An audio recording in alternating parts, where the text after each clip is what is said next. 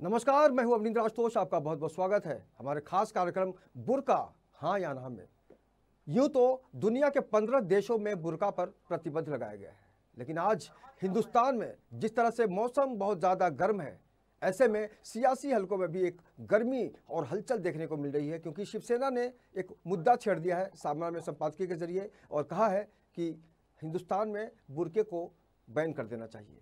अगर हम भारतीय जनता पार्टी की बात करें तो जेबी नरसिम्हा राव हैं, उन्होंने कहीं ना कहीं से एक अलग सोच रखी है और भारतीय जनता पार्टी के जो दूसरे नेता हैं वो कहीं और भी सोच रखते हैं। अगर हम गिरिराज सिंह की बात करें तो उन्होंने कहा कि अविलंब बैन कर देना चाहिए, साध्वी प्रज्ञा का भी नाम है। तो ऐसे कई मसले हैं, कई नाम हैं जिन्होंने इसको लेकर अलग अलग बयान दिया है। लेकिन सबसे बड़ा सवाल है कि इस बारे में वाकई जिन नेताओं ने जो कुछ भी कहा है, पहले हम उनको सुनते हैं, फिर हम न्यूज़ रूम चलेंगे और अपने मेहमानों से मिलवाएंगे जो इस चर्चा में हमारे साथ शामिल होंगे।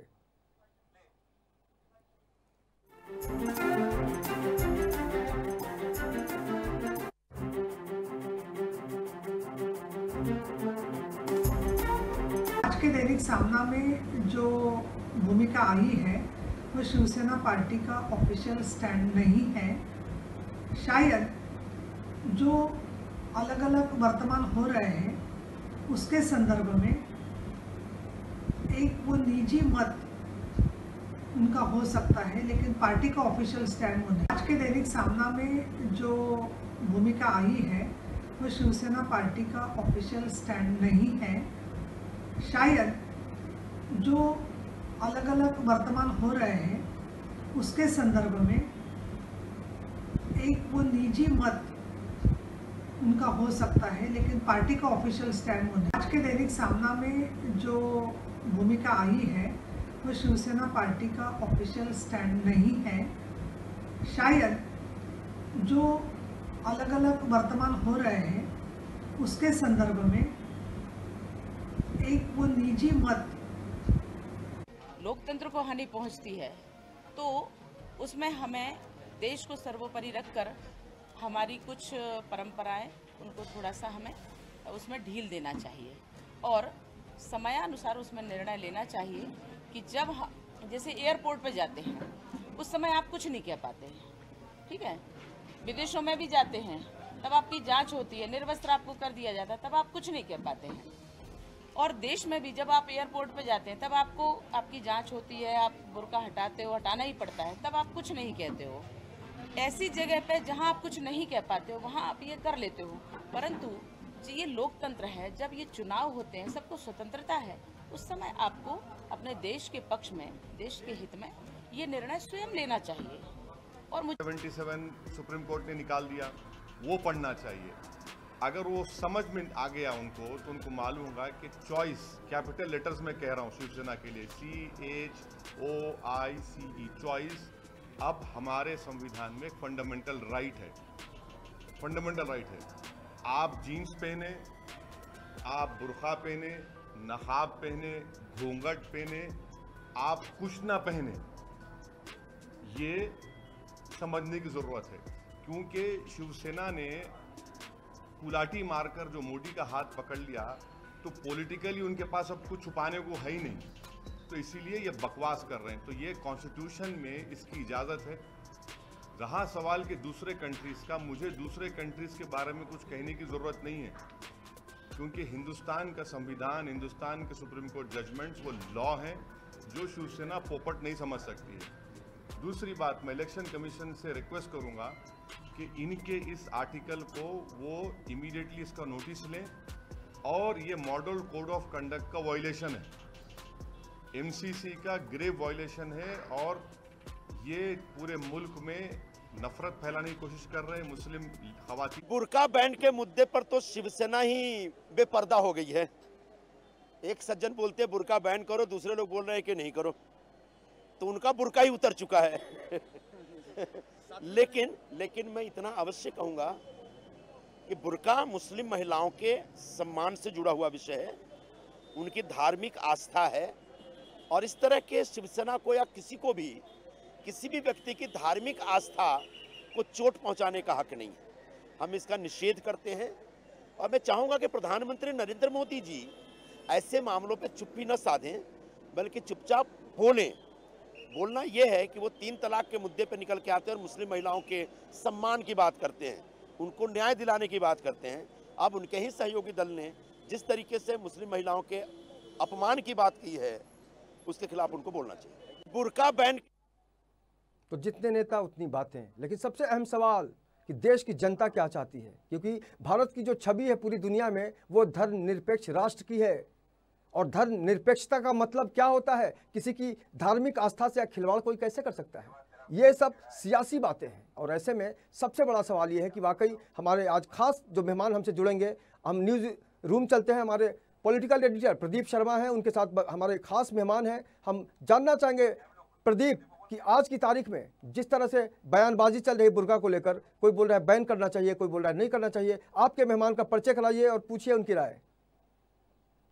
हमारे साथ जो मेहमान हैं इस चर्चा में शामिल, सबसे पहले उनका परिचय कराते हैं। संदीप वैद्य जी हैं जो विश्व हिंदू परिषद से हैं, संदीप जी विश्व हिंदू सेवा संघ से हैं, आपका स्वागत है। हमारे साथ डॉक्टर मेघा जी हैं जो लेखिका हैं और समाज सेविका हैं, उनका आपका भी स्वागत है मैडम। और बात की जाए तो हमारे साथ अमीना आपा हैं जो समाजवादी पार्टी से अमीना सैयद जी हैं, आपका स्वागत है। बात की जाए तो कांग्रेस से जो है दीपा शर्मा जी हैं, मैडम आपका भी स्वागत है। सबसे पहले अगर बात की जाए तो अमीना सैयद जी से जानेंगे कि सबसे पहले जिस तरह से अब बुर्का बैन का जो है मांग की जा रही भारत में और आप बुर्का पहन के आई हैं, क्या कहेंगी? सबसे पहले तो मैं तमाम मेरे सुनने वालों को जो है मेरे तरफ से बहुत बहुत नमस्कार और आदाब और सलाम। और बुरखे की जो ये चली है सब्जेक्ट, तो उसके ऊपर मैं ये टिप्पणी करूँगी कि सबसे पहली बात तो ये है कि इन लोगों को हमारे इसके अंदर ये बुरखा नहीं पहनना, तलाक का मसला, बुरखा का मसला, निकाह का मसला, ये क्या जानते हैं जो इस चीज़ में ये लोग जो है टिप्पणी करते हैं। सबसे पहली बात तो जब आज हिंदुस्तान में बाबा साहब अम्बेडकर ने जो संविधान बना के गए हैं कि किसी के मज़हब को बुरा मत बोलो, किसी के मज़हब को बुरा मत कहो, किसी पे उंगली मत उठाओ। हम तमाम जितने भी जो हिंदुस्तान में रहने वाले मुसलमान, आज तक कोई एक तो बता दो कि किसी मज़हब के पहनने ओढ़ने वालों पर किसी ने उंगली उठाया हो, तो चाहे वो क्रिश्चियन मज़हब का हो, चाहे वो हिंदू मज़हब का हो, चाहे वो मुसलमान मज़हब का हो, चाहे वो कोई भी मज़हब का हो। लेकिन किसी मुसलमान ने इतने 26 लोग यहाँ पे रहते हैं हिंदुस्तान में ज़बान, लेकिन कभी किसी का जो है ये ना उठाए नहीं। दुनिया के 15 देशों में बैन लगा हुआ है बुर्का पे। जिस तरह से श्रीलंका में भी विस्फोट हुए, 8 सीरियल ब्लास्ट हुए, उसके बाद वहाँ की सरकार ने फैसला किया। देखिए सुरक्षा का मामला है, और भारत में क्या महिलाएं जिंदगी भर ढोएंगी? आपको लगता है कि वाकई, आप पर्सनली बताइए अमीना जी, कि महिलाओं को मुक्ति मिलनी चाहिए या फिर इसको ढोना चाहिए? अमीना जी, महिलाओं को इस तरह के जो सवाल है, जिस तरह से बैन लगाई जाती है कपड़े को पहनने को लेकर, मुक्ति मिलनी चाहिए या कब तक ऐसे ढोएंगी? नहीं, हम जो है ना इसकी लड़ाई लड़ेंगे। अरे हम जब तक रहेंगे, हम जब तक इसे जो हमारा जो मज़हब है, आप जो 1450 साल पहले जो हमको इस्लाम में आया था कि चादर ओढ़ के बाहर निकलना चाहिए। मैं एक छोटा सा ये दूंगी कि अगर हमारे पास ज़र जेवर औरत 3 चीज़ पर्दे की है, अगर हम ज़र जेवर बाहर रख देंगे और चोर को बोलेंगे कि भाई वो ज़र जेवर का तो हिफाजत कर, तो चोर हिफाजत करेगा क्या? लेके भागेगा। तो औरत जो है ज़र जेवर से भी ज़्यादा कीमती है, इसीलिए इस्लाम में औरत को बुर्खा पहनने की ताकीद की। और अगर कोई नहीं पहनता है तो हम उनके ऊपर कोई ज़ोर ज़बरदस्ती भी नहीं करते। हमारे ही लोग में कोई लोग नहीं पहनते, हमारे को कोई एतराज़ नहीं है। जो पहनेगा वो पहनेगा, जो जिसको नहीं आदत है पहनने की तो हम लोग उसको कोई एतराज़ भी नहीं करते। ये हिंदुस्तान का संविधान को हम लोग गले लगा के रखे हैं भाई, हम उसका एहतराम करते हैं। हम यहाँ पे रहते हैं, ये हिंदुस्तान, ये मुल्क हमारा है। हम ये यहाँ पे जो है किसी की ये बात को लेके चलने वालों में से नहीं है, किसी की बात को लेके नहीं चलने वाले हैं, क्योंकि सबकी जो है अपनी अपनी स्वतंत्रता है और हर कोई जो है भारत में रहने के लिए स्वतंत्र है और पहन ओढ़ सकता है जो पहनना चाहे। जी, मक क्षेत्र में जो लोग भी काम करते हैं, जो राइटिंग से जुड़े होते हैं, समाज सेवा से जुड़े होते हैं, उनकी भी अपनी एक क्रिएटिव सोच होती है। प्रदीप, आपके सामने डॉक्टर मेघा हैं, उनसे जानने की कोशिश कीजिए, पहली प्रतिक्रिया क्या है नारी के संबंध में बुर्का को लेकर? पहली प्रतिक्रिया नारी के संबंध में क्या कहेंगी, जिस तरह से अब बुर्का बैन करने की बात कही जा रही है? देखिए, सबसे पहले तो मैं ये कहना चाहती हूँ कि being a woman, clothing is a very very personal affair. It is a matter of choice. जैसे कि अभी हम अमीना आपा जी को सुन रहे थे, उन्होंने कहा कि वो बुर्का पहनना चाहती हैं. ऐसे ही मैं आपसे एक अपना व्यक्तिगत अनुभव शेयर करना चाहती हूँ. जैसे मैं हूँ, I feel very comfortable in western outfits, but मेरी एक फ्रेंड हैं जो मॉमडन हैं, और उन्होंने मुझे ये बोला कि बुरखे को उन्होंने कभी धर्म से रिलेट नहीं करा, सिर्फ अपनी अम्मी से रिलेट करा. वो बचपन से देखती थी कि उनकी अम्मी जो है वो बुर्का पहनती थी, और उन्हें देख देख कर वो आकर्षित होती थी कि वो भी उस बुर्के को पहने. बुर्के को नकाब है, हिजाब है, और भी कई फॉर्म्स हैं इस रिलीजन में जो हम कहते हैं कि लड़कियां अपने आप को सेफ रखने के लिए करती हैं. In fact the Hindu girls, the Christian girls, हम लोग भी अपने नकाब से चेहरे को ढकते हैं जब हम स्कूटीज़ या बाइक्स चलाते हैं. तो फिर मुझे ये समझ नहीं आता कि इस पर बैन क्यों. It is a matter of choice. जो पहनना चाहता है वो पहने, और जो हटाना चाहता है वो हटाए. आज़ादी कपड़ों के नाम पर नहीं होनी चाहिए. आज़ादी स्त्री के सम्मान पर और उसकी चॉइस के नाम की होनी चाहिए. जो भी वो चाहें वो कर सकते. स्त्री के सम्मान पर होनी चाहिए, न कि कपड़े पर होनी चाहिए. जिस तरह से मेघना जी ने कहा कि ऐसे अगर बात की जाए, लेकिन जिस तरह से अब शिवसेना के मुख्य पत्र सामना में साफ तौर से कहा गया है कि श्रीलंका में हुए आतंकी हमले के बाद जब श्रीलंका में बैन हो सकते हैं, नकाब की बात की जाए या बुरखे की बात की जाए, तो हिंदुस्तान में क्यों नहीं, जैसे साफ तौर से शिवसेना ने मांग की थी. अब ऐसे में हमारे साथ विश्व हिंदू सेवा संघ से हैं संदीप वैद्य जी. संदीप जी, पहली प्रतिक्रिया क्या होगी? पहले तो मैं आपको ये बोल देता हूँ, जैसे कि अभी आपा ने बोला है, ये साफ साफ विरोध किया कि वाकई इस तरह की जो भी बयानबाजी हो रही है वो तो अपनी जगह है, लेकिन बैन होना चाहिए. नहीं, बैन नहीं होना चाहिए. जैसे आपा जी ने बोला है कि हमारे इस्लाम में बोला गया है कि बुर्का एक औरत का गहना है, मतलब पहना हुआ है, बराबर. तो पहले तो मैं आपा जी से ये कहना चाहता हूँ कि ये कहीं लिखा भी नहीं है कि औरत को पर्दे में रखना चाहिए. ये जैसे कि अभी राधिका मैडम जी ने बोला है कि जैसे कि लेडीज़ धूप में निकलती हैं, ये लगता है मट्टी लगती है, उसका एक पहनावा, और ये हमारे देश का पहनावा नहीं है. ये अफ़गानिस्तान से लाया हुआ है, ये हमारी कंट्री का नहीं है. पहली बात तो मैं इसका खंडन करता हूँ कि ये कोई किताब में लिखा हुआ है, पहली बात. और पहले हम धर्म से मत जुड़िए, हमको पहले देश चाहिए. हमें हमारा देश रहेगा तो धर्म रहेगा. आज कोई भी बुरखे में जाके या कहीं भी अटैक करे, कोई भी हो, XYZ, कोई भी धर्म के मैं खिलाफ नहीं बात कर रहा हूँ, मैं बुरखा हो या कोई भी धर्म का हो, आज अगर हम हमारा पूरा ढकाव कर लेंगे, कहीं जाके कुछ ब्लास्ट कर देंगे या कुछ होगा, उसका परिणाम आपने देखा ही होगा. अभी श्रीलंका में देखा हुआ है, कहीं भी आपने कहीं तक 14 कंट्री के अंदर बुरखा बैन है. रही उद्धव जी के साथ बात की बात कि वो बुरखा बैन करना चाहते हैं, बराबर. तो बुरखा बैन करना उन्होंने ये नहीं बोला, उन्होंने ये बोला जब 14 कंट्रियों में बैन है तो हमारे यहाँ भी इसको बैन करने का विचार किया जाना चाहिए. क्यों? क्योंकि कोई भी इंसान, अगर हम पूरा ढका हुए हैं, कहीं भी जाते हैं, तो आप उसको रिलीजन से जोड़ लोगे कि मैं नहीं हटाऊंगा या मैं नहीं हटाऊंगी, बुरखा मुझे नहीं हटाना है, मैं ऐसे ही चला जाऊंगी, चली जाऊंगी. तो ये कहाँ तक ठीक है? अब उस इतनी सी चीज़ के लिए अगर हम इसको इतना बड़ा मुद्दा बना चुके हैं. देखिए, आप भी सोचिए आपा, ये एक देश की बात है, ये कोई रिलीजन का सवाल नहीं है. देश पहला है, बाद में रिलीजन है. हम देश में रहेंगे तो रिलीजन पाल पाएंगे, नहीं तो नहीं पाल पाएंगे. बिल्कुल देश में रहेंगे क्योंकि देश की बात है, जैसे संदीप जी ने कहा. लेकिन अगर बात करें तो कांग्रेस की तरफ से हैं दीपा शर्मा जी. क्या कहेंगी दीपा जी, पहली प्रतिक्रिया क्या होगी एज ए महिला? हाँ, तो महिलाओं को बुर्का तो पहनना चाहिए. ये उनका ढकने इज्जत का सवाल होता है महिलाओं को. और मैं चाहती हूँ कि अपने हर देश के जो लोग हैं अपनी इच्छा से जो भी पहने, तो उनके लिए रोक टोक नहीं होना चाहिए. और महिलाएं जो हैं अपने हिसाब से पहन सकती हैं, कुछ भी पहने, बुर्का पहने या कोई भी. जैसे सब शिवसेना के अभी BJP वाले हैं, उन्होंने गेरुआ कलर पहना बीच में, तो सब गेरुआ कलर ही पहनने लगे. तो इसमें रोक टोक नहीं होना चाहिए. जो भी पहने अपनी इच्छा से पहनो, और सबका इस इंडिया में या कहीं पर भी कोई 14 देशों में जो है बैन लग चुका है. और कई बार नहीं, यहाँ जी नहीं होना चाहिए. बच्चों को लेने जाती है स्कूल, तो कई बार इनको समझ में नहीं आता, उनको शक होता है कि ये असली माँ है कि नकली माँ है. लेकिन अगर हम एयरपोर्ट पर बुर्का उठाने की बात करते हैं तो वहाँ पे बिल्कुल तकलीफ नहीं होती किसी को, जैसा साध्वी प्रज्ञा कह रही हैं. लेकिन अमीना सैयद से यह जानने की हम कोशिश करेंगे कि उनकी क्या सोच है. जिस तरह से लोग कहते हैं कि माँ जब जाती है तो बाकी लोगों को कैसा पता चले कि माँ ही है, बच्चों को लाने जब जाती है. तरीके से लोग बच्चों को स्कूल लाने जाते हैं बुर्का पहन के, और भी आपने सुना कि साध्वी प्रज्ञा ने कहा कि लोग एयरपोर्ट पे बुर्का उठा के चेक कराते हैं, लेकिन अगर ऐसे नॉर्मल क्यों नहीं रह सकते? तो क्या लगता है कैसे पता चलेगा कि ये असली माँ है या नकली माँ है? जी ऐसा है कि आपने स्कूल की बात किया तो बच्चा जो है ना अपनी माँ को 100 बुरखे वाले के बीच में भी अगर उसको खड़ा करे तो अपनी माँ को पहचान लेंगे कि मेरी माँ है।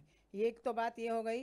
दूसरी बात, हमारे भाई ने जो बात बोले है कि हिंदुस्तान को जोड़ के जो बुरखा की आपा ने बात की, तो मैं भाई से ये कहना चाहती हूँ, ये बुरखा हिंदुस्तान के जोड़ने वाली बात नहीं है। ये हमारा इस्लाम, हम इस्लाम के दायरे में है, क्योंकि हर मज़हब के लोग हर मज़हब के दायरे में हैं। अगर मैं आपको यह बोल दूं कि आप मैं मस्जिद में आके नमाज़ पढ़ लो, या तुम मेरे को बोलो कि तुम मंदिर में जाके नमाज़ पढ़ो, तो थोड़ी होएगा। तुम मंदिर है तो तुम उधर प्रार्थना कर सकते हो, मस्जिद है तो मैं अपने मस्जिद में जाके अपना दुआ मांग सकती हूँ, सही है। आज एक ख्वाजा गरीब नवाज के दरबार में जब लोग जाते हैं तो वहाँ ना कोई हिंदू हिंदू होता है, ना मुसलमान मुसलमान होता है। सभी जाके सजदा करते हैं, सभी जाके प्रार्थना करते हैं, सभी जाके दुआ मांगते हैं, कोई भेदभाव नहीं, कोई नहीं। एक दरगाह की मैं बात करी, छोटी सी मिसाल है। तो ये बुरखे की बात ये है, हम अलग अलग लोगों को सुन रहे हैं और हमारे खास मेहमान हमसे हमारे साथ बने हुए हैं। फिलहाल वक्त है एक छोटे से ब्रेक का। ब्रेक के बाद हम इस चर्चा को जारी रखेंगे। देखते रहिए हमारा ये खास कार्यक्रम बुर्का हाँ या ना।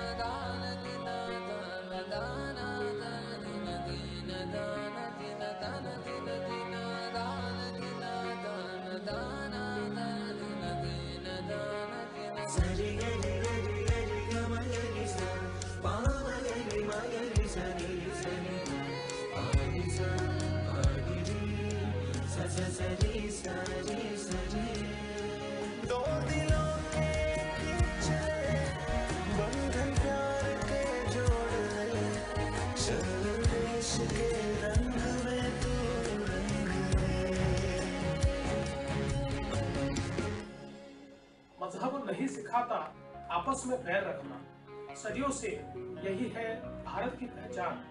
अगर हम 125 करोड़ देशवासी एक साथ जुड़ जाए तो आतंकवाद को जड़ से मिटा सकते। चलो एक बुलंद भारत बनाए, देश का परचम लहराए।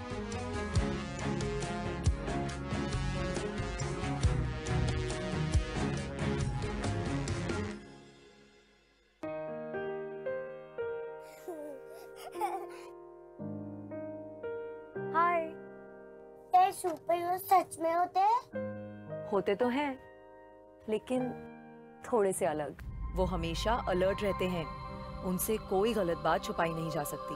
मतलब आपके सुपर हीरो विलन के साथ ऐसे ही लड़ते हैं? नहीं, इनकी लड़ाई थोड़ी अलग होती है। कई बार इंसान बुरे लोगों के बहकावे में आकर राह भटक जाते हैं और अपने ही लोगों को हानि पहुंचाते हैं। ऐसे बहके हुए लोगों को सही राह दिखाने और उनकी गलत सोच को बदलने की लड़ाई ये सुपर हीरोज लड़ते हैं। ये सुपर हीरोज बहके हुए व्यक्ति के वालिदैन और दोस्तों से मिलते हैं और हर संभव तरीके से उस इंसान को सही राह पर लाने का प्रयास करते हैं। मुझे भी मिलना है आपके सुपर हीरो से। खुदा ना करे तुम्हें मेरी तरह कभी उनसे मिलना पड़े। हाँ, मैंने सुपर हीरोज देखे हैं जो हम जैसे लोगों को सही राह दिखा रहे हैं, हमें आत्मनिर्भर बनाकर समाज में फिर से सर उठाकर जीने का एक और मौका दिलाने के लिए प्रयास कर रहे हैं। Thank you ATS।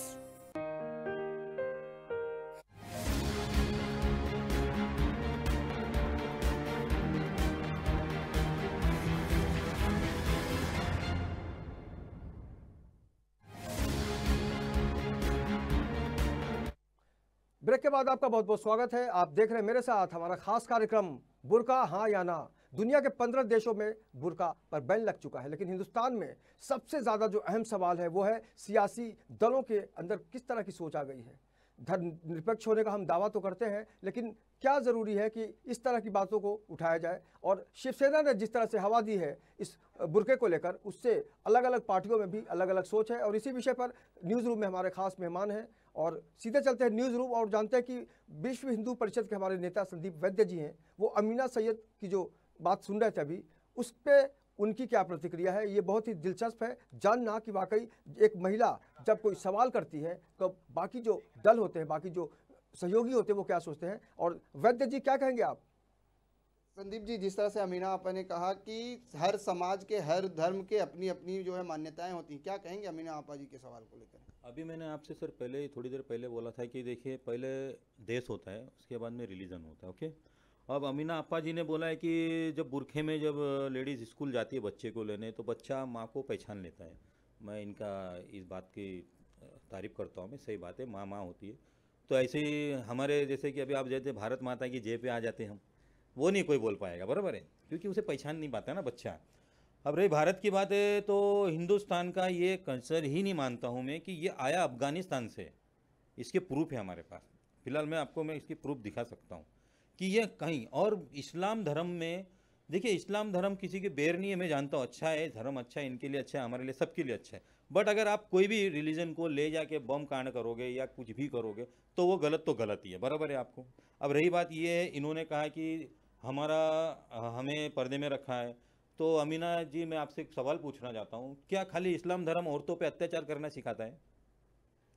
कि इस्लाम धर्म में औरत को एक पैर की जूती माना जाता है कि औरत पढ़नी नहीं चाहिए, लिखनी नहीं चाहिए, खाली घर में बुरखे के अंदर उसको रखना चाहिए कि उस पर अत्याचार हो जाएगा, चलेगा। रही आपने अभी 3 तलाक की बात की थी, तो 3 तलाक आप खुद, अमीना जी एक महिला हैं, आप खुद साहब, सानिया सुनिए एक मिनट, सानिया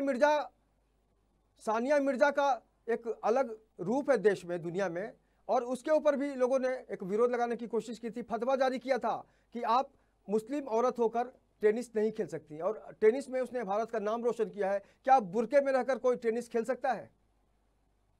जी, एक सवाल ये भी है कि सानिया मिर्जा जो है टेनिस खेलती थी, तो उस दौरान जो है फतवा जारी किया गया, आप टेनिस नहीं खेल सकते, लेकिन बुरके में रह के कैसे कोई खेल सकता है? देखिए, मैं सानिया मिर्जा जी हैं, उनको लेके मुस्लिम धर्मों की जो हमारी महिलाएं हैं, बहनें हैं, उनको कुछ सीखना चाहिए कि अभी आपने बोला बुरखे पे तो हम टेनिस खेल नहीं पाएंगे, बराबर।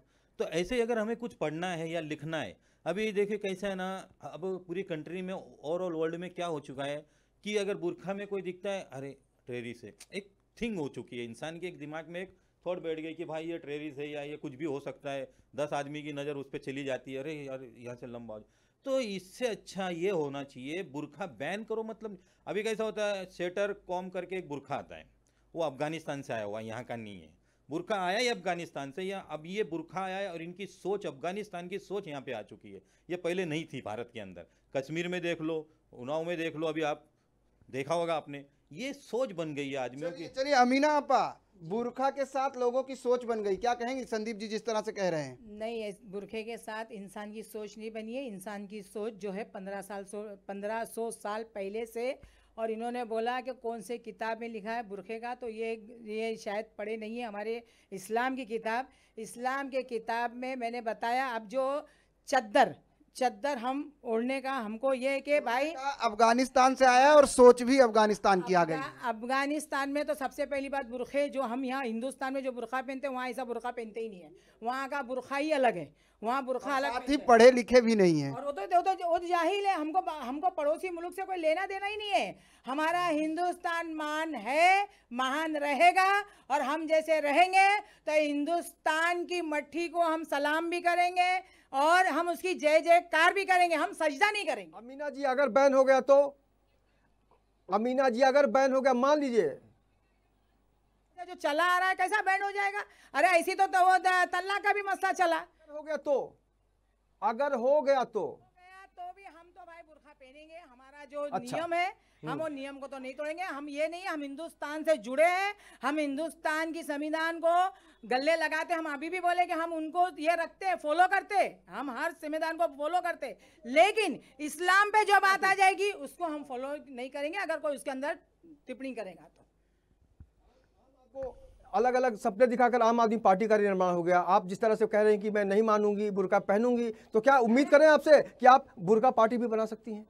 आम आदमी पार्टी आम लोगों को दिखा दिखे के आम आदमी पार्टी का गठन हो गया। क्या आप बोल रहे हैं कि अगर बुर्का बैन होगा तब भी हम पहनेंगे? क्या आप भी बुर्का पार्टी बनाएंगी? सुनिए, बल्कि मैं ना जो उदय साहब का बहुत शुक्रिया अदा करती हूँ, उन्होंने ये शगुफ्ता छोड़ दिया। अब जो औरतें बुर्खा नहीं पहनने वाली है वो भी बुर्खा पहनेंगी, उनको भी शर्म आएगी कि हम बिना बुरखे के निकल रहे करके ही सामने वाले लोग हमारे को थूक रहे हैं। अब तो जो नई बुर्खा पहनने वाले हैं वो भी बुर्खा पहनेंगे अभी नहीं ना, तब तो मर्दों को भी पहनना पड़ेगा। मर्दों को तो यही तो बात है। अभी इस्लाम ने देखो औरतों को पर्दे में रहने की हिदायत दिया है, मर्दों को बोला है कि बुर्खा पहनो, नहीं बोला है।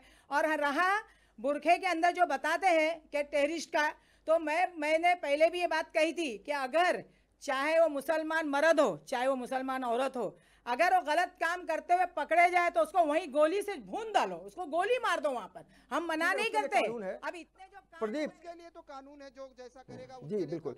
डॉक्टर मेघना के पास चलते हैं। ऐसे माहौल में मेघना को सुनना बहुत जरूरी है। क्या कहेंगी आप? महिला जिस तरह आप, क्योंकि महिला पे आपने कई लेख भी लिखे बनती है महिलाएं, और क्यों हर बार महिलाएं ही शिकार बनती हैं? जी बिल्कुल, जैसा कि मैंने पहले भी कहा था, सर ने जो बात कही है वो अपनी जगह सही है, मैम जो अपनी बात कह रही है वो भी अपनी जगह सही है। लेकिन फिर मैं बार बार एज अ ह्यूमन मैं एक पॉइंट रखना चाहती हूँ कि क्योंकि मैम को पर्सनली, जैसे मैंने अपनी दोस्त का उदाहरण दिया था कि उन्हें बुर्का पहनना पसंद है, तो उन्हें वो फ्रीडम मिलना चाहिए। लेकिन जिन्हें पसंद नहीं है उन पर ज़बरदस्ती नहीं होनी चाहिए। अरे बात केवल बुर्का की नहीं है, ये बात सिंदूर की भी है, बात कंगन की भी है, चूड़ियों की भी है, पायल की भी है। तो ये बात जुड़ी हुई है औरत की आज़ादी से, उसकी अपनी चॉइस से, यू नो। और ये जिस तरीके के मुद्दों पे लोग बहस करते हैं, कब कौन समझेगा? समझेंगे औरत की आज़ादी, क्योंकि समाज में जिस तरह से कभी तलाक दिया जाता है, कभी जला दिया जाता है, कभी महिलाओं को छोड़ दिया जाता है। हर बार सैक्रिफाइस क्यों करेगी? एक महिला एक अत्याचार तभी तक सहती है जब तक वो उसके खिलाफ आवाज़ नहीं उठाती, क्योंकि मुझे ये लगता है कि महिला जो है वो शक्ति का रूप है। जी हाँ, कभी कभी ऐसे केसेस हो जाते हैं जहाँ पर आप उस चीज़ के अगेंस्ट नहीं जा सकते, लेकिन मुझे लगता है कि अपने हक में हर किसी ने आवाज़ उठानी चाहिए। यू नो, इस पे ये जो कुछ उलझने हैं, ये कुछ ऐसे सवाल हैं जो बेहद पेचीदा, बेहद उलझे हुए, बेहद संवेदनशील हैं। इस पर कुछ पंक्तियाँ मैंने अपनी रिसेंटली एक पोएम की लिखी थी, उलझे से मन में, तो वही पढ़ के आपको सुना देती हूँ। शायद कुछ एक भाव जो मैं प्रेषित करना चाह रही हूँ वो सामने आ सके। सोने से पहले आज रात 100 बार खिड़की दरवाजे देखे मैंने, सोने से पहले आज रात 100 बार खिड़की दरवाजे देखे मैंने। घर पर अकेले रहते हुए, घर पर अकेले रहते हुए, धीरे धीरे चलते घड़ी के कांटे ना जाने कितनी बार देखे मैंने। क्या बात है, बहुत अच्छा। शुक्रिया। लड़की हूँ महज इसलिए, लड़की हूँ महज इसलिए सोने के लिए जागते हुए, लड़की हूँ महज इसलिए सोने के लिए जागते हुए, जाने कितने पहर काटे मैंने। धीरे धीरे चलते घड़ी के कांटे ना जाने कितनी बार देखे। क्या बात है, बहुत अच्छा। कुछ हवा चली खिड़की खटकी, कुछ हवा चली खिड़की खटकी, लेकिन उस खटके से धड़के दिल को बहलाते हुए जाने कितने लम्हे काटे मैंने।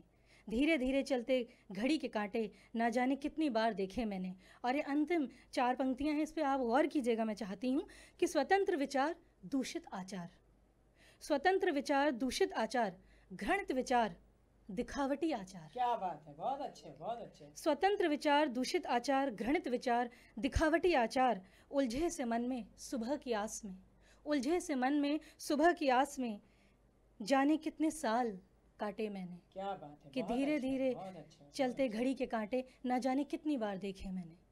बहुत अच्छे। सुना देता हूँ। अबला जीवन, एक औरत का जो जीवन होता है उसके संदर्भ में बहुत ही खूबसूरत लाइन है। इसमें मर्म जो है, संवेदना जो है, उसको महसूस कीजिएगा कि अबला जीवन हाय तुम्हारी यही कहानी, आंचल में है दूध और आंखों में पानी। जिस औरत से दुनिया की शुरुआत होती है, जिसके अंदर शक्ति का वास होता है, एक बच्चा जब दुनिया में आता है तो माँ से बढ़कर कोई होता नहीं उसके लिए। आज उसी औरत को लेकर संग्राम मचा हुआ है, सियासत हो रही है। क्या वो दिन कब आएगा जब औरतों के ऊपर ये छोड़ दिया जाएगा कि मैं वही कर सकती हूँ जो चाहती हूँ? क्या ऐसा कभी दिन आएगा हिंदुस्तान में? एक एक आदमी सबसे पूछिए आप, औरतों के संदर्भ में। सबसे पहले आप क्या लगता है कि कब ऐसा दिन आएगा कि महिलाएं स्वतंत्र होंगी, अपने जो है अपने पहनावे को लेकर, अपनी स्वतंत्रता को लेकर, कब उनको आज़ादी मिलेगी? देखिए, मैं ये बोलना चाह रहा हूँ सर आपको, आज़ादी महिलाओं को है, वो लेना नहीं चाहती हैं, बता रहा हूँ मैं आपको। जैसे अभी अभी मैडम ने बोला है कि उनको खुद की लड़ाई खुद लड़नी चाहिए, आवाज़ उठानी चाहिए, बराबर है। अब महिलाओं पे बात तो सही है आपकी, इतने अत्याचार होते हैं कि पूछो मत। हमारी बहन बेटी है, जो भी है, या मेरी बहन बेटी या मेरी माँ, आंटी बेटी, सब एक ही है। माँ माँ होती है, बहन बहन होती है, औरत औरत होती है। औरत ना हो तो ये विश्व ही कुछ नहीं है मेरे हिसाब से, तो मैं जानता हूँ ये बात। और रही कैसी बात है कि महिलाओं को, अभी जैसे आपा ने बोला, औरत नहीं होगी तो पुरुष भी नहीं होगा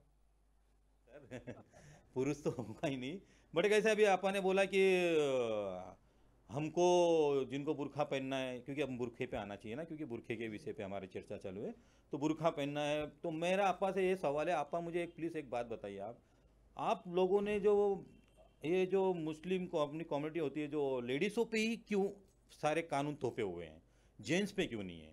रही बात कि ये एक बुरखा, नहीं तू बुरखा पहन के बाहर निकलेगी, तुझे बुरखा पहन के निकलना है, तू मेरी जायदाद है या क्यों मेरी है, तुझे किसी को नहीं देखना चाहिए, ऐसी एक सोच है इंसानों की इसके अंदर।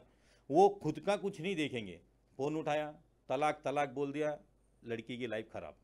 चाहे वो मेरी बहन हो या बेटी हो, किसी की भी हो, बेटी बेटी होती है, औरत औरत होती है। I am right ma'am? बराबर। अब इस कानून पे लाने के बाद में आप उसका विरोध करने के बजाय आप उसकी सपोर्ट करनी चाहिए, क्योंकि आप खुद एक औरत हो। ये बहुत गहरा विषय है, बहुत गंभीर है। ये जानिए कि वो दिन कब आएगा जब औरत अपना फैसला खुद ले पाएगी, किसी भी मजहब की हो। औरत ही, अब आप ही लड़ाई नहीं लड़ रही है अपनी, आपको उल्टा उस चीज़ का आपको वो करना चाहिए। हाँ भाई ठीक है, सही किया इन्होंने। आपकी भी कल बहन होगी, बेटी होगी, कुछ भी होगी, अगर कल उठ के कोई उनका शोहर उनको बोलेगा कि नहीं उन दूसरी लेडीज़ के चक्कर में फंसने के बाद में बहुत सारे चालू हैं ऐसे मैटर, आप देख ही रहे, तो वो वहाँ से बोल देगा, दुबई से या कहीं से भी फोन उठाएगा, तलाक बोल देगा। आप बोलोगे हमारे सीरिया में ऐसा लिखा हुआ है, सीरिया में। तो ये कहाँ का है? या तो आप संविधान को मानते हो। चलो प्रदीप, कांग्रेस का क्या पक्ष है इस बारे में? दीपा जी की अगर हम बात करें, दीपा जी भी महिला हैं, उनके आसपास बहुत सारी महिलाएं हैं। क्योंकि कांग्रेस में बात करें तो आप महिला विंग से भी जुड़े हैं, आप बताइए क्या लगता है कि महिला, ऐसा कब आएगा, ऐसा कब समय आएगा कि महिलाएं अपना फैसला खुद ले पाएंगी? तो ये तो महिलाएं जब सोचेंगी अपना कभी करना है, अपना हिम्मत होना चाहिए, उनको अपने कॉन्फिडेंस होना चाहिए। पर भारतीय नारी है, पति होता है, उनके सामने कुछ बोल नहीं पाती हैं, डरती हैं। वो डर आखिर कब खत्म होगा? जी। तो वही डर, इंडिया की जो नारी है वो डरती, हमेशा डर के रहेगी। पूरी देश की सोच बदलनी होगी, और वो दिन पता नहीं कब आएगा प्रदीप, क्योंकि इस देश में जितनी सियासी पार्टियां हैं, जो भी राजनीतिक दल हैं, उनकी अलग अलग मंशा है और किस्सा कुर्सी का है। और जाहिर तौर पर जब तक राजनीतिक दलों के पास मोहरे होंगे, प्यादे होंगे, तब तक उनका गेम चलता रहेगा। लेकिन ये कहना बहुत ही मुश्किल है आज की तारीख में कि औरतें अपनी आज़ादी की बात खुद सोच पाएंगी। लेकिन कुल मिला के कहा जा सकता है कि कहीं ना कहीं से इसकी शुरुआत आज या कल कहीं ना कहीं से करनी होगी, और उसकी पहल आज से ही अपने घर से ही शुरू करनी होगी। प्रदीप, आपके साथ साथ हम तमाम मेहमानों का बहुत बहुत शुक्रिया कहना चाहते हैं कि उन्होंने अपनी बात रखी। और निश्चित रूप से कहा जा सकता है कि आज की तारीख में जिस तरह से महिलाओं को लेकर इस देश की सोच है, अगर हम बेटी की बात करें, सुरक्षा की बात करें, तो ये भी समझ में आता है कि आज महिलाएं किसी भी क्षेत्र में पुरुषों से कम नहीं है। लेकिन आज भी कहीं ना कहीं से हमारी जो राजनीतिक सोच बन गई है, उसमें हर बार महिलाओं को एक विषय बना दिया जाता है, और महिलाएं जब तक विषय से ऊपर नहीं उठेंगी तब तक वो अपनी आज़ादी की बात नहीं कर पाएंगी। ऐसे में बुर्का हो या कोई भी अलग समस्या हो, ये महिलाओं के ऊपर छोड़ देना चाहिए कि महिलाएं क्या चाहती हैं। इस खास पेशकश में जुड़ने के लिए हम तमाम मेहमानों का बहुत बहुत शुक्रिया करते हैं, और कहीं ना कहीं से ये शुरुआत करने से पहले हमें भी अपनी सोच बदलनी पड़ेगी। इस खास कार्यक्रम में इतना ही। बाकी की खबरों के लिए आप देखते रहिए IN24 न्यूज़, और मुझे दीजिए इजाज़त। नमस्कार।